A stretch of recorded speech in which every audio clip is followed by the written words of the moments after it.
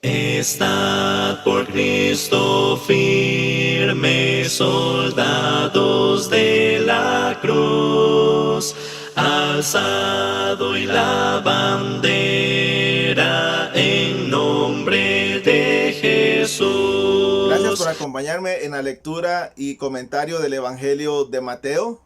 Estamos en el capítulo 17 y comenzaremos a leer en el versículo 14. Este es el número 38.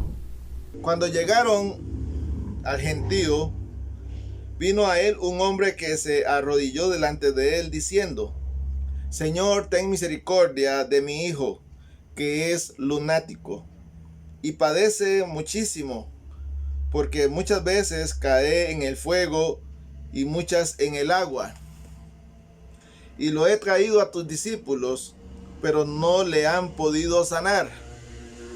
Respondiendo Jesús dijo: Oh generación incrédula y perversa, ¿hasta cuándo he de estar con vosotros?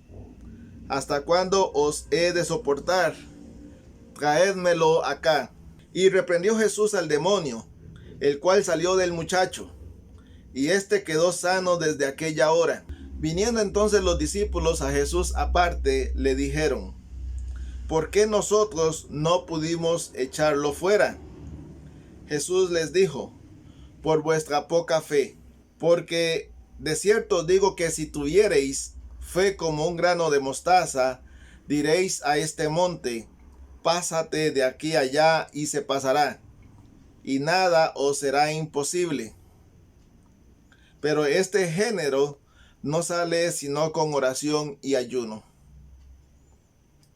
Estando ellos en Galilea, Jesús les dijo: el Hijo del Hombre será entregado en manos de hombres, y le matarán, mas al tercer día resucitará.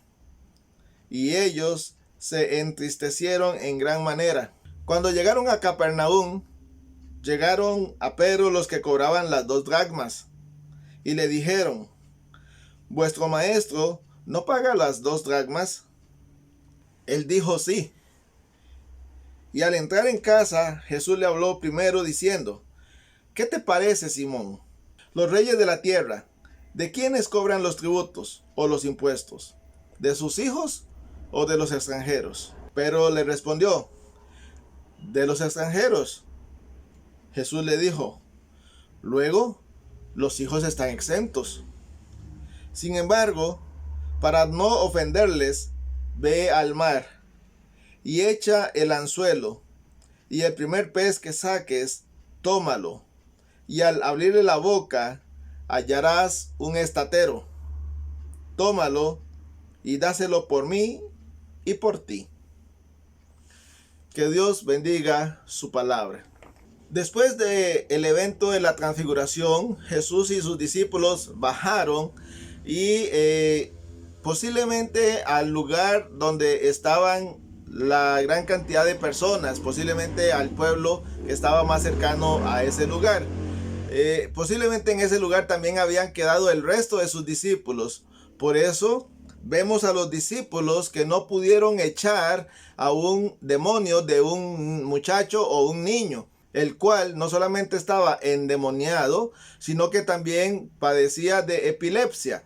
La epilepsia produce espasmos en las personas, sean jóvenes o sean adultos. Estos espasmos producen movimientos involuntarios y la persona puede desmayarse en cualquier momento y en cualquier lugar. Por eso es que el Padre dice que cae en el fuego y cae también en el agua.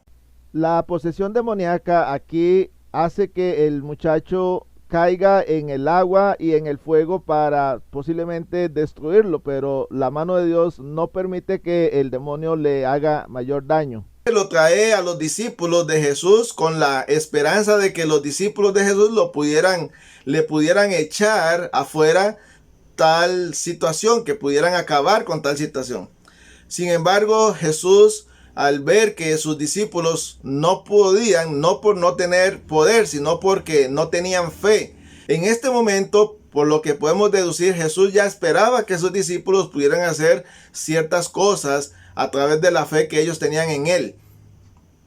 pero la fe de ellos no era suficiente aún. Y esto va a ser una tonalidad hasta que Jesús se les presente resucitado. Por eso la reprensión tan dura no es hacia la gente, sino hacia sus discípulos, porque les dice: ¿hasta cuándo los voy a tener que soportar? ¿Hasta cuándo? Jesús les hace un reclamo de que ellos aún no pudieran tener la fe suficiente en Él para hacer tales obras.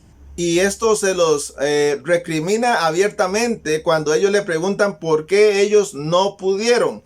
No necesariamente es la oración y el ayuno, es la fe. Y nuestra fe se va a fortalecer en el Señor cuando nosotros andemos en los caminos de Dios y no solamente hagamos ayuno y oración, sino que le sirvamos con obediencia, fidelidad y un servicio constante en su obra.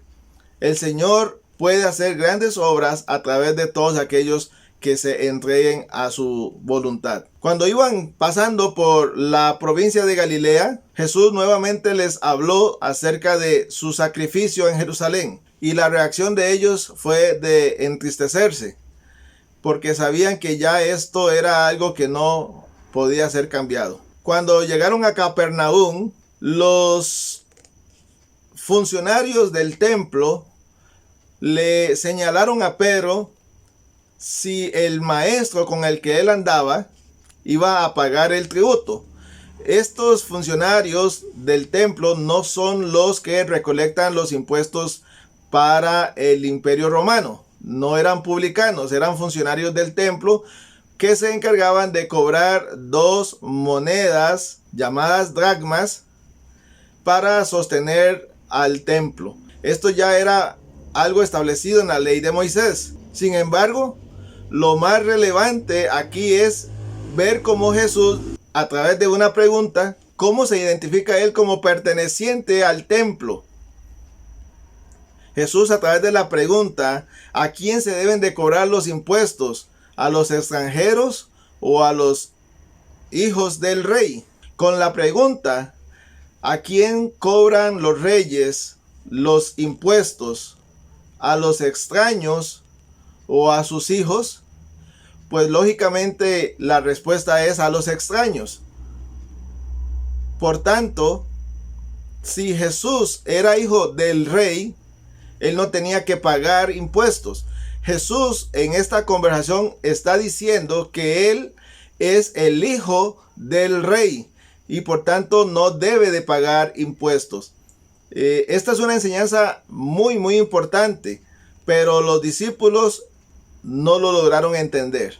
Nosotros necesitamos entender que Jesús es el hijo del Rey celestial, el hijo del Padre celestial, y por tanto no estaba obligado a pagar por el impuesto del templo. Sin embargo, para no causar un conflicto con los cobradores, le da instrucciones a Pedro, y a través de una acción milagrosa, Pedro obtiene no solamente el dinero para pagar la cuota de Jesús, sino la de él mismo. Esto es una forma en la cual Jesús está manifestando su deidad, no solamente con el milagro, sino con sus palabras. Y también debemos aprender aquí, amados hermanos, que muchas veces nosotros podemos tener derechos, pero muchas veces esos derechos necesitamos renunciarlos para mantener la paz y para mantener la tranquilidad en medio de los hombres. Así que esto es una enseñanza más que nosotros podemos aprender de cómo Jesús evitó los conflictos. Que Dios les bendiga y nos vemos en la próxima ocasión. Estad por Cristo firmes, soldados de la cruz, alzado y la bandera en nombre de Jesús. Es vuestra la victoria con él por capitán. Por él serán vencidas las huestes de Satán.